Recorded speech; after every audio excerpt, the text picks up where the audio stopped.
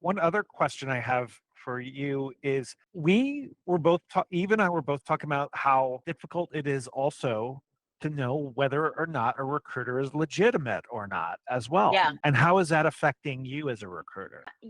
I find couple different ways because I come from the staffing agency background, which is primarily sales driven.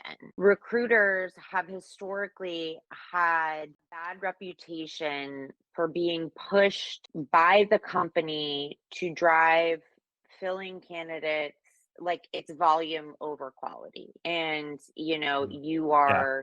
you are judged by metric, and which involves filling roles, but it also involves bombarding companies with candidates, sending candidate newsletters, being in constant communication. And so it does yield results from a financial standpoint when it comes to making the company's money, but ultimately it doesn't serve most of the candidates or most of the internal talent acquisition teams that are Mm. looking for the right people for long-term position. So, I find there's a lot of people who don't want to talk to recruiters.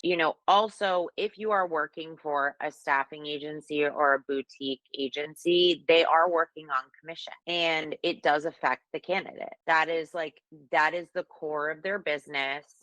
And they will always be told the candidate, granted, a lot of companies have gotten better about including the fee within the salary range, but